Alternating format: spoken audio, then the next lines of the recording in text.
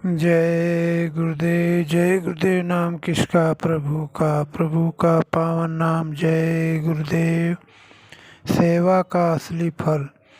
जो लोग संगत की सेवा करते हैं, जैसे मैं संगत का काम करता हूँ, लोग हर माह पेट्रोल देते हैं। यह सेवा सार्वजनिक जहान की है। मैं खुद गाड़ी चलाता हूँ और उन प्रेमियों की तलाश में हूँ जो अपनी सोई हुई आत्मा जगाना चाहते हैं। यदि मुझे भी पुरुष तन में आत्माएं मिल जाती हैं जो प्रभु को पाना चाहती हैं, उनको नाम भेद देकर जगाता हूँ। जो आत्माएं अपना स्वयं आत्मबल खोया हुआ प्राप्त कर लेती हैं और अपने आनंद को स्वयं तालाब रूप अथवा दरिया रूप प्रकट कर लेती हैं, तो सेवादारों, तुम सुन लो कि जो वह कमा लेंगी उसमें से हिस्सा सेवादारों को जरूर मिलेगा। यह सेवा जाति आत्मबोध की आत्मधन ही सेवादारों को दिया जाएगा। कबीर सेवा करके साधकी के हरि के गुण गाय, तुलसी या संसार में 5 रतन है सार। साध संग सतगुरु शरण, दया दीन उपकार। जिन लोगों ने सेवा की है संगत की, तुम्हें मालूम नहीं है कि हमारा प्यार तुम्हारे साथ कितना है। मैं तुम्हें कितना चाहता हूँ। स्वयं जानता हूँ कि मेरा तुम्हारी आत्मा के साथ सच्चा प्यार है। मैं तुमसे सेवा लेकर तुम्हारे जन्मों के कर्मों को साफ करता हूँ, और जो तुम्हारे ऊपर गंदगी अहम भाव की आ गई है उसे नाश करता हूँ। तुम्हारा रूप और प्रकाश और तुम्हारी जो शक्ति है वो अकथनीय है। पर जब गुरु के पास जाते हो तो गुरु तुम्हारी कमजोरी को देखकर वह गिजा देता है, जिसको तुम खाकर ताकतवर बन जाते हो और जहान को अपनी शक्ति से झुका देते हो।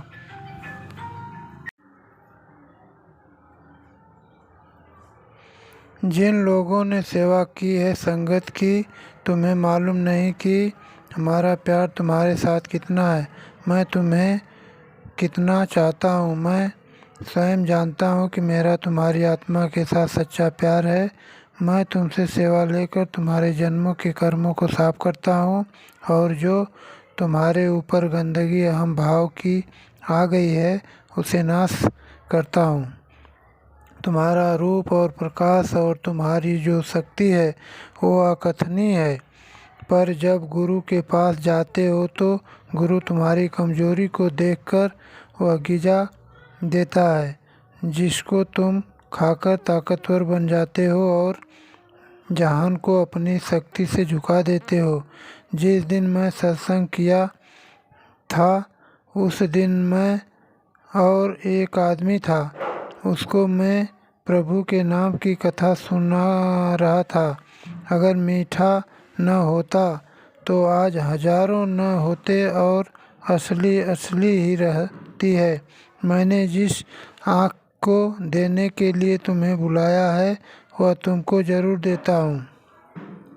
आम लोग हमारे पास आवें, मैं किसी को मना नहीं करता हूँ। जो जिस मत के हैं वह आकर अंदर की दिव्य आँख खुलवा लें। मेरा खुला उपदेश जाति मनुष्य को है।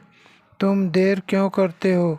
बिना शर्म के आकर पूछो कि शास्त्रों में जिस दिव्य चक्षु का जिक्र किया है या जिस शिव नेत्र का जिक्र आता है वह क्या है। मैं तुम्हें खोलने का पूरा भेद दूंगा। दिव्य आँख का प्रथम परिचय। मैंने प्रथम में एक लड़की को नाम भेज दिया और बैठाकर उसकी दिव्य आँख खोली थी, और उस लड़की ने जितने लोग हैं उन सबको देखा। आज भी वह लड़की मौजूद है, यह बात झूठ नहीं है। आओ मैं तुम्हें सच्चा परिचय दूं। तुम हमारे पास तक नहीं आते हो, नहीं तो मैं तुम्हें बिना रॉकेट के उन देशों की सैर कराऊं, पर आज के भौतिक युग में विद्यावान की कमी है।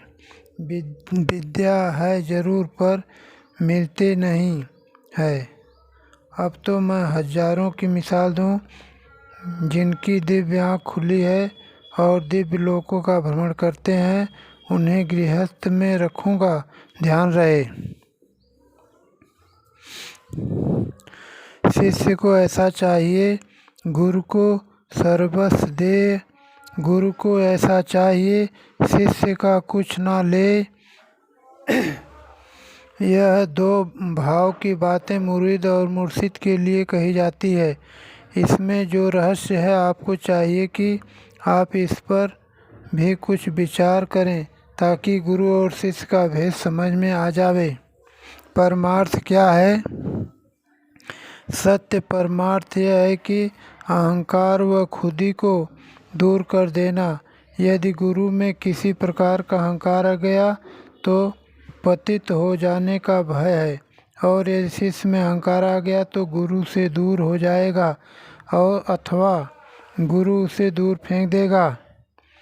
इस अहंकार को ख़त्म करने के लिए गुरु और शिष्य को सेवाव्रती बनना होगा। जो महापुरुष हैं वह सदा से अपने को सेवक समझ रहे हैं। गुरु को तो सत्पुरुष की तरफ से सेवा के लिए सेवक बनकर भेजा जाता है। जैसे माता सेवक बनकर अपने बच्चों की रक्षा करती है, इसी तरह गुरु अज्ञानी सुरतों की सेवा जीवन के अंतिम श्वास तक करते रहते हैं। संत सद्गुरु में बड़े होने का अभिमान आता ही नहीं है, क्योंकि समुद्र को क्या अभिमान।